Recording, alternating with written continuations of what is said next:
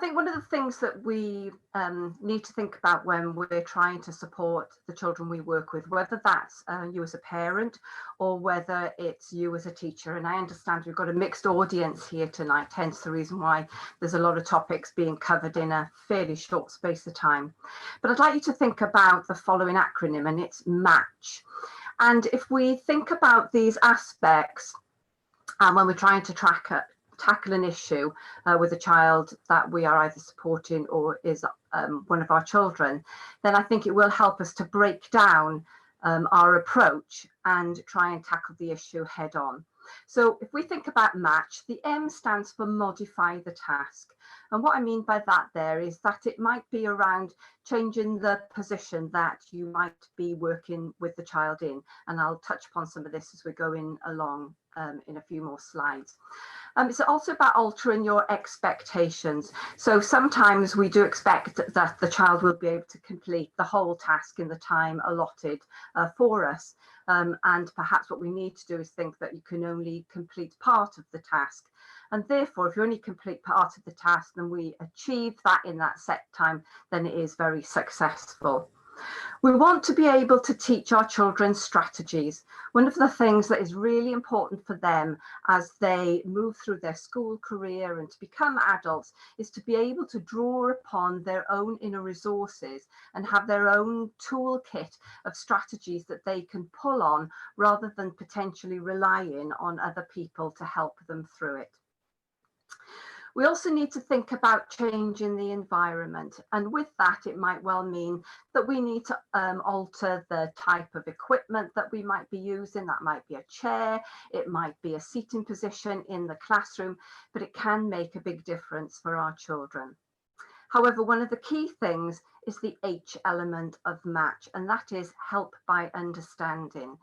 And you're already doing that because I know lots of you already have engaged in the activities this week or have been in contact with Dyspraxia DCD Ireland or have read up yourself to try and understand more about dyspraxia and developmental coordination disorder. And by disseminating this information, talking to others and helping them to be aware of this condition and the implications that it has for our children, and we're talking about children, I have to say, in particular this evening, really starts to gain a better understanding of the needs of these children and how we might best be able to help them.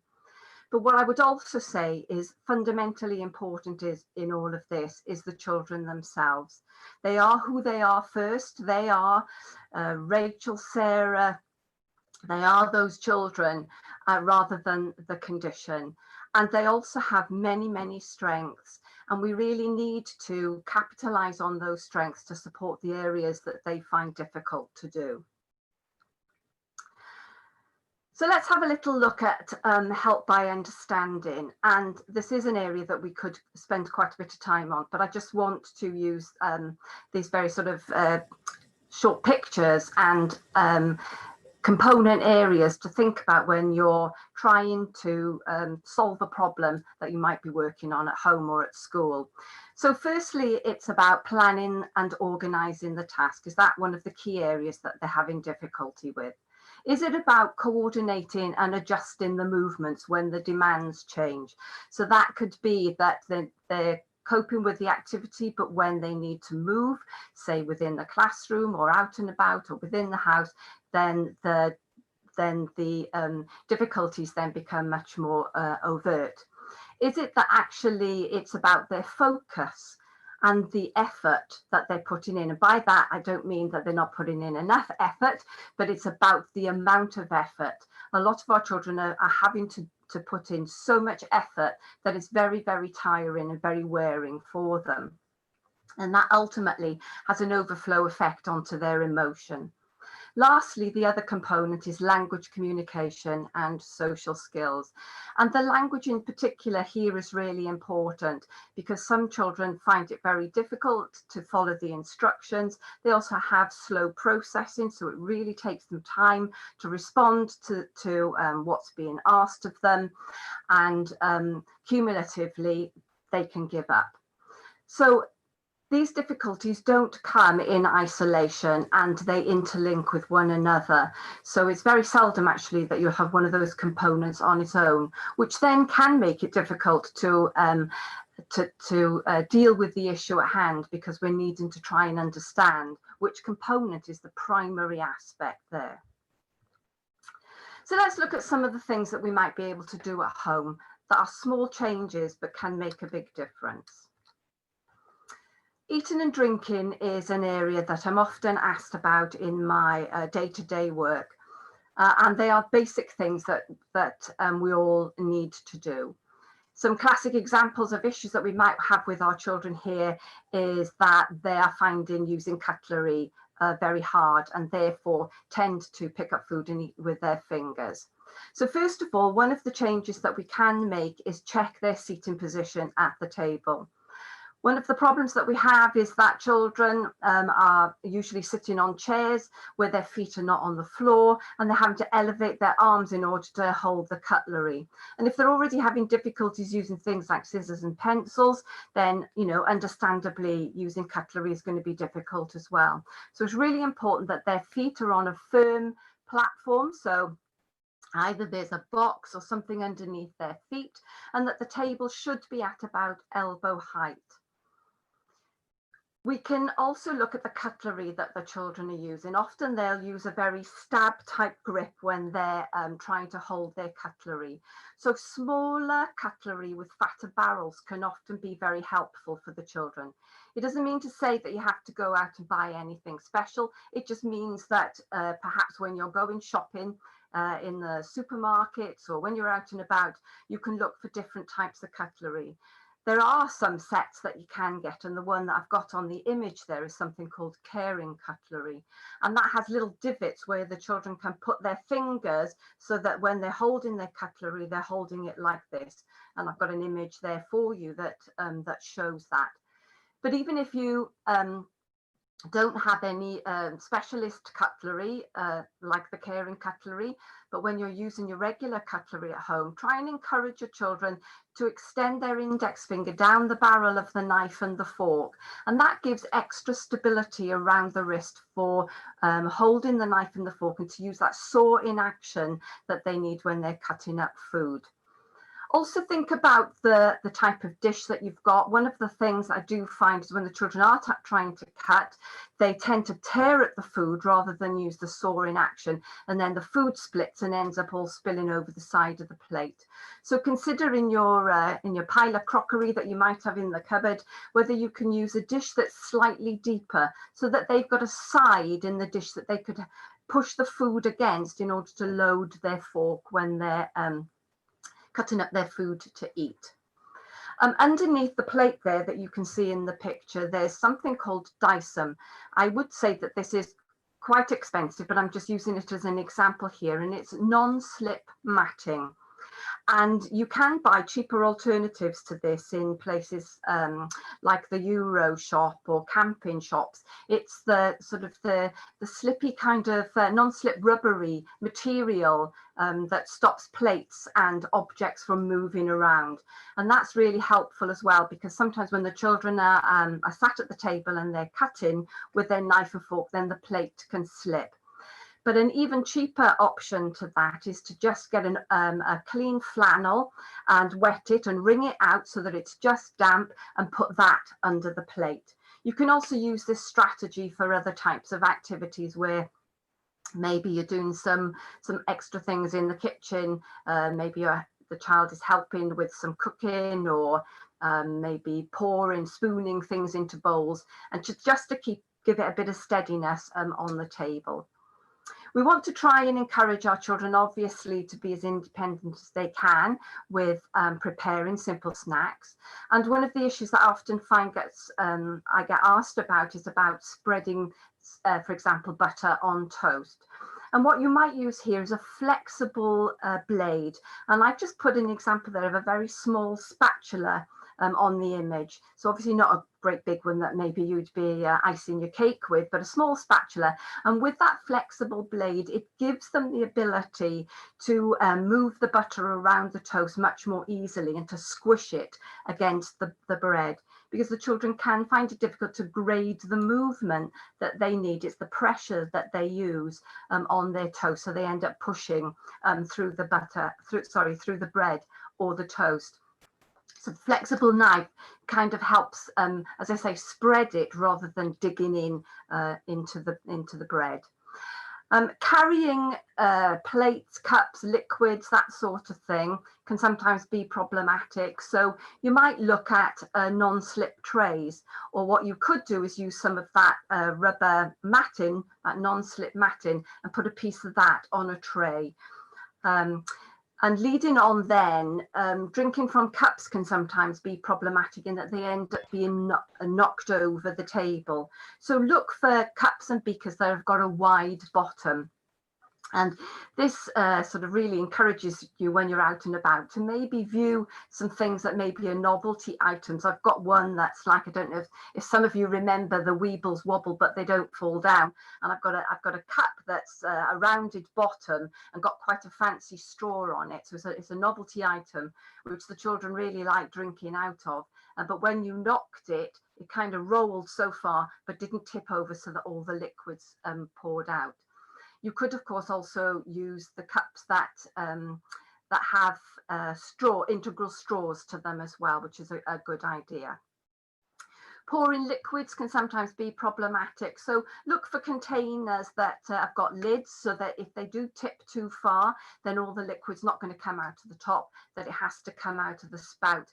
And often in the kind of shops like kitchen shops, for example, you can get spout pourers that you can put in your milk cartons. So again, you can control the flow of the liquid rather than it all pouring out of the top when you just open the carton. In the bathroom, this is also another area that I get lots of questions about. And so I've just got a few things here to give you as ideas that you might like to try. Firstly, getting in and out of the bath, for example. I know some of us have showers over baths, or they might actually prefer a bath, but actually being able to balance on one leg and then get the leg over into the bath can be difficult. So again, use a little foot block or a little step. And this could be as simple as a couple of old catalogues that you've bound in some sticky back plastic, or it could be, an old footstep that the children might have had when they were quite small, but to give them that height to be able to step over. But then to make it safe, of course, have a non-slip mat inside the bath. You can even get these sort of suction type handles that you can put on the side of the bath, on the tiles, so that when they do step in, for example, if they are having a shower, or even if you've got a walk-in shower, then they've got something to hang on to, especially when the water falls over their head and they've got to close their eyes. If they're washing their hair, it can be quite hard because they can get quite sort of disorientated. Their balance can go at that point. When it comes to washing, you might look at using some of these sort of flannels that are like mitts, and you can often buy those in shops that sell towels and bedding and the linen kind of shops. Or if you're really clever, you can cut up some old towels into strips and just sew them at the sides. When some children are encouraged, obviously, to have their showers independently, and often I get stories about children who stand in the shower for ages and ages, but don't sort of seem to do anything, or can be difficult to get them out of the shower. So what you might encourage the children to do, to get that sense of time, is that you could play some music outside the door, so that when 2 tunes have finished playing, they need to have been out, or that we can use a clock inside the bathroom to remind the children that we've only got a certain amount of time and then we need to move on. Because the sense of time is a bit of a challenge for our children. Brushing teeth can often be problematic, and we could spend quite a bit of time on this. So the option that I've chosen to go for this time are finger toothbrushes. I think they look quite interesting, shall we say, the picture that I've got illustrated, but they're like little cups that just go over the top of the finger, and they've got some bristles on them, and the children can control their finger around their mouth rather than trying to control the toothbrush around the mouth. And of course, if we think about the cutlery usage and pencil usage, then holding and using and manipulating a toothbrush to get behind the teeth and round the back can be quite hard. So take a layer out, take a step out of the task itself in order that they can feel where their teeth are. When we talk about the front of the teeth and behind the teeth, they can actually feel it with their hand movements rather than this tool that they've got in their hand. Finally, using the toilet. This is, gosh, I could spend half a day on talking about sitting on the toilet. And again, it's a bit like sitting on a chair. If the children's feet are not touching the floor, there are a few things that can happen that affect the ability to wipe bottoms. And because when we think about when we wipe our bottoms, sorry to be going into this, and I hope you've all had your tea this time of night, is that we need to be able to move our weight forward in order to clear a space behind our backs to wipe our bottoms. But if your feet are not on the floor, then it's hard to shift your weight and come forward. So again, putting a block underneath the feet can enable the children to be able to make that movement forward. The other thing is as well, of course, is that, you know, children do have much smaller bottoms than us as adults, and again, if their feet are off the floor, then their bottoms can go down the hole in the toilet, or they're hanging on to the sides, the sink or the toilet roll holder, and therefore that kind of the action, trying to remember that I now need to take the toilet paper and do the actions to wipe my bottom is just too much because I'm trying to not fall off the toilet or fall into the toilet. So by giving them a secure base on which to sit can give them some space to be able to think of all the actions that are needed to complete the task itself. Dressing. This it can be a major challenge that interferes with getting out the door in the morning for school, but also in PE in school, for example. And as I alluded to earlier, children with developmental coordination disorder, dyspraxia, they really don't have a concept of time. So when we say to the children, you know, go up and get ready, we need to be leaving in 5 minutes, they haven't got the concept of that time. It's very much a kind of an inner feeling, and so we need to give them those extrinsic things. So again, I mentioned when they're in the shower, using some auditory cues can often be quite helpful for that. I mentioned at the outset about modifying the environment or adapting the task. And again, for some of our children, they're better to do their dressing sitting on the floor than they are trying to stand up. And this is because if their balance is compromised, they've got to think about trying to balance on one leg to put, you know, a foot in a sock or a leg in a pant. If they're sitting on the floor, it gives them greater security to be able to lift their limbs off the floor and adjust their clothing. When we are trying to support our children, we're often expecting them to start from the task from the beginning up. So put your pants on first, your vest, then your trousers and your socks and your t-shirt. And actually, by the time we get perhaps sometimes to the first component of dressing, they've lost interest, and sometimes you're being quite challenged because you're trying to get them out of the door.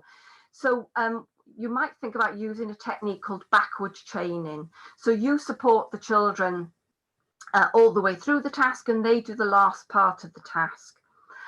Also, what I would say, if you're going to be working on dressing skills per se, is to try and work on those skills at a time when you're not under pressure. So maybe during the school holidays or on a weekend, for example. The type of clothing that the children wear, of course, you know, they want to be fashionable, but it is helpful if they wear easy to dress kind of garments. And so t-shirts obviously are very easy. So t-shirts with logos on the front helps the children to orientate what's the front and the back.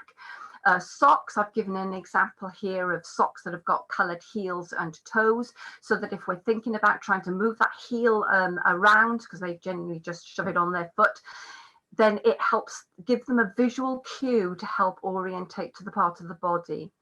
Buttoning can be difficult, so a strategy here could be that you encourage the children to button from the bottom rather than from the top down.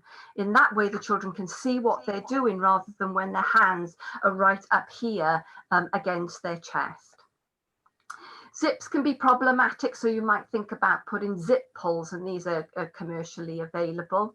Shoelace tying, obviously, you know, if you can look for shoes that perhaps have got Velcros or that you can slip on, would be great. But there are also some little resources that you can get that help this, that keep laces in place. And the ones that I've got there are called greepers, but you can also use shoe toggles as well. And a strategy for putting shoes on the left and the right feet could be that inside the shoe you have arrows. So on the right foot you have your arrow pointing in, on the left foot you have the arrow pointing in, so that when they're matching their shoes up to put their feet on the right feet, then the arrows are pointing in. So again, we're giving them a visual cue. Organisation. There are many aspects that we could tackle here, but again, if you haven't got a sense of time, then to be organised to do something that, you know, is problematic. So again, we need to look at how we might be able to support this. So a strategy here that you might choose to use is using a visual timetable. This gives them a sense of this is what is coming next, and then we are going to do this. And that really helps with the sequencing of their activity, of the day of the week, of the time during the day, which gives them a sense of time overall. I've got a picture there of learning styles because I have mentioned a couple of times about using auditory mechanisms and about using visual mechanisms. So it's about trying to think that, because this is what parents say to me when I'm told him time and time again, Sharon, he's just not listening. And actually maybe processing that information is the problematic area for them. They'll remember the last part of the instruction and not the first part of the instruction. So support what you're asking the children to do by using other mechanisms, such as the auditory mechanism and a visual mechanism. Which takes me on to the next little picture, because it's not as if the children haven't heard you, it's the processing of that information. So chunk the information, give them one sequence of a task at a time, rather than everything all in one go, and be very concrete about it. Us as women, as you've already gathered from me, I like to talk a lot. And so women tend to use a lot of fluffy language. So it's kind of get to the point, say what it is, so that they can just pick up on the keywords, not the superfluous information that's around it. So when you're going to work and support with the children, do a little bit and often, rather than try to tackle the whole thing at once. With regards to organisation in their bedrooms, there are lots of strategies that you could use here, and I've just got a few things. So on their chest of drawers, for example, you might have images or pictures, or you might paint something with blackboard chalk so they could put up their own icons. Really involve the children in this, because what works for you might not work for them. So encourage them to develop their own strategies and the things that they find useful to use, rather than what you think it is that they should use. Use see-through boxes and containers so that they can see what is in everything, rather than try to remember what's in everything, because ultimately they won't. And drawer tidies are often very helpful as well. So when they open the drawer, you can see where your pants and your socks are. And I've got to be honest, I could do with some of these for my sock and knicker drawer myself. Remember that everyday activities are very therapeutic for the children, and really what we're working towards is that we support our children to have independent skills. So all of these everyday tasks here all have a therapeutic element to them. So wiping windows, practicing cutting up foods to help you with cooking and preparing meals, washing up, really encourage them as far as you can to maybe give them a job that they can do each week. It will really help their gross motor skills, their planning and organisation skills, and really key them up for life with their practical independent skills. So moving swiftly on now, I want to tackle a few things at school. So in the classroom, we can adjust the environment here. So sometimes it's about the position that the child is sat in the classroom.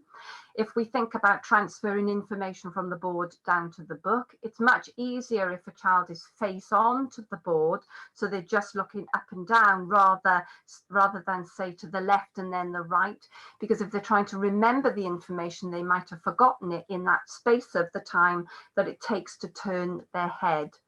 Think about if the child is a left-hander, that they're sat next to another left-hander, for example, rather than to a right-hander at the desk.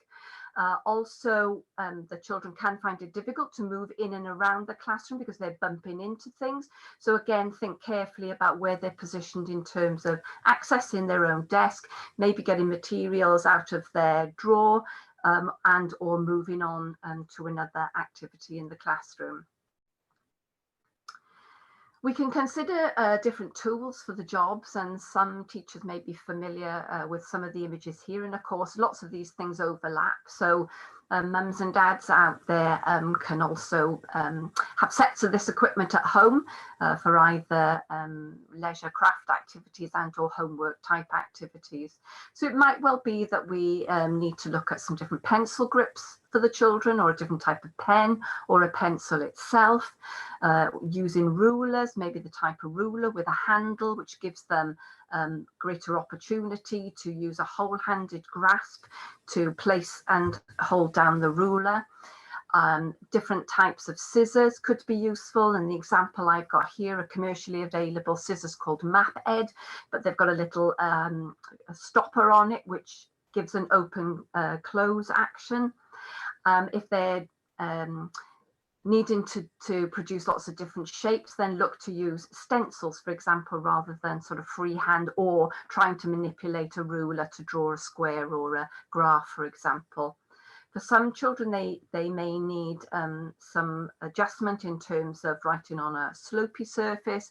And again, that sticky matting comes into play, especially if you're using manipulatives in, say, maths or science activities, for example, or technology.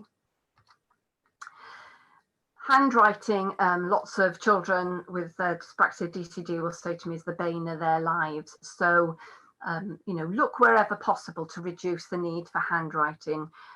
I think for me, it's about what are we assessing? Are we assessing handwriting, or are we assessing knowledge and understanding? And if it's the latter, then in what way can we record that information? So one of these ideas might be using mind mapping or storyboarding. It could be about doing shared writing with other children. It could be that actually we're going to use some post-it notes to get our ideas down on, so that we can organise. And that's that one thing about organising their thoughts for writing, is that if they get their ideas down on a post-it note, you can actually move the post-it notes around and sequence them in the order that they want to develop their story. Many of the children say to me that when they're faced with a whole blank page, to try and fill that with writing when it's very difficult for them is daunting, and they give up. So one of the things that you might do is actually divide the paper up. So only give them half a page, fold the paper up so they're only writing on the top part of the page, or actually for some children in quarters. For lots of my children, I get them on keyboarding sooner rather than later. And one of my favourite programmes, I have to say, is Nessie Fingers. Teachers may be familiar with Nessie Phonics, but Nessie also does a typing programme, which I've only ever found one child who's not really taken to it, but in the main, it's a really lovely programme and can help support spelling as well. There's lots of high-tech and low-tech technology that's out there, but it's all, you know, commonly available to everybody these days. It's not about necessarily specialist equipment, and so using phones and iPads is a great way to reduce the need for writing. And even using very, very low-tech technology, something called talking postcards, which I really like for the children, so that they can talk their ideas in, and maybe what they do on the front is have a picture that they might have produced, cut out, found on the internet and stuck on, but their ideas are down on the talking postcard. And then you can have a talking wall rather than maybe handwriting and projects up on the wall. It makes it much more interactive. Getting going and staying on task can sometimes be problematic for the children, and this is where task planning or now and next boards are really helpful. I use a lot of stop-go, stopwatches, activities for the children, because again, that kind of finish your work in 5 minutes is not really helpful. And this is something that could be used as the whole class, especially if you've got a whiteboard in your class, and you can download classroom timers, which are really helpful. They can get a little bit fidgety in the classroom, some of the children, and so fidget toys can really help them concentrate. See if you can integrate time for brain breaks and energizers, and you can also be working on their gross motor as well as their fine motor activities at the same time.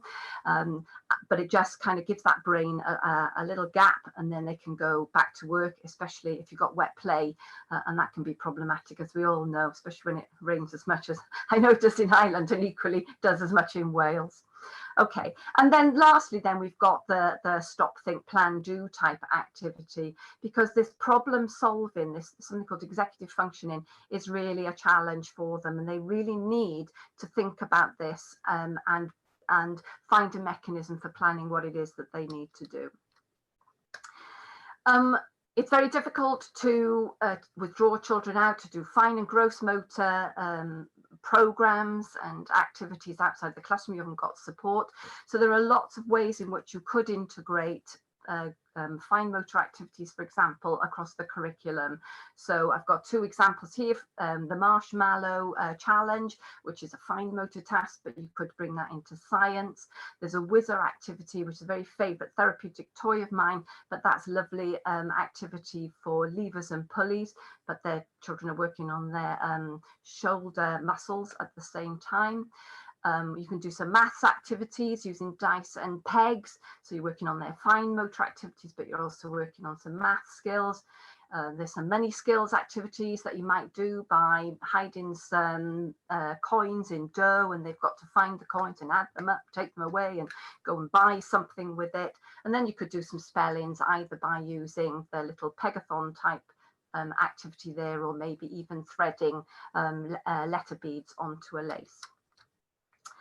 In PE, using markers such as polyspots and hoops are a great way, again, to give them visual markers about whether they need to stay in a space or whether they need to be able to just move within a space.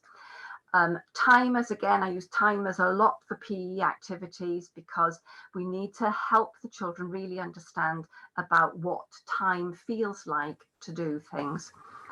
Think about some of the activities and the positions that we might work in for the children on the floor, a bit like when I mentioned dressing earlier on.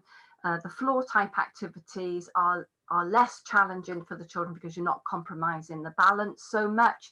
So I always say big to small and floor to standing is the way to think about presenting the activities for the children.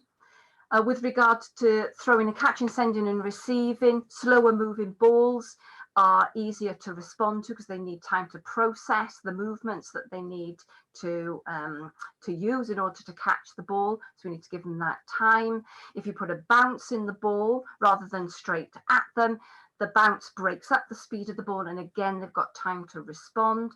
Using larger headed rackets that are shorter handled gives greater control for returning the ball. And if we're doing some target type activities, then the bigger the target, the more likely they are to succeed. And what I generally find is if we can maintain that confidence and that self-esteem and that sense of success, then they're more likely to want to proceed. All the time that they're feeling as though they're hitting their head against the wall, then they're going to give up. At the end of the day, because I know Faye will be on me now to finish, is that there is no one right answer. Every child is different, and so really what we have to do is put a set of tools into our bag and try them try each one each time. And sometimes you might start an activity or try something with the children and it doesn't work because they're just not ready. But don't give up. It doesn't mean to say that you can't go back to it at some point, but it's really important that we engage the children in this process because they have fantastic ideas and we just need to help them find something that works for them. So so really get them to give you some feedback with regard to how they find things. Take one step at a time. Try and tackle one issue rather than think you need to deal with everything. So if it is the shoelace tying or putting on the socks or the throwing and catching of a ball, then we do that and then get that success and move on. If we try to do everything all at once, we are more likely to then not bother. It's like a bit like being on a diet. You're really good for the first week and then it just goes completely out the window. I think it's really important at home, mums and dads really think about play and having fun with the children rather than trying to think that you're their therapist.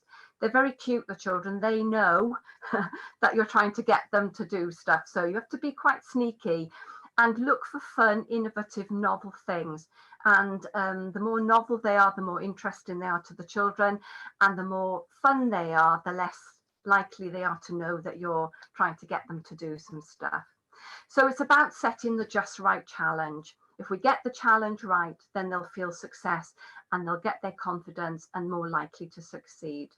And for some of us at home, I have to say, sometimes we are not the best person to be doing some of the things with the children. So sometimes it is the grandparent or the sibling or an aunt or a friend, because sometimes our personalities are so matched that we end up winding one another up. So so don't take offense if the children find that, if they will do something better for another person, but capitalize on it and use that as a strength. Whew, my word, that's, you know, Faye will know that what I'm like when we do our training when I come over to Ireland, and I could just keep talking forever and a day. So that was a lot of information in a very short space of time. So I do apologise that we weren't able to go into anything in any great depth. But if you've got any questions, fire away and I'll do my best to answer them for you.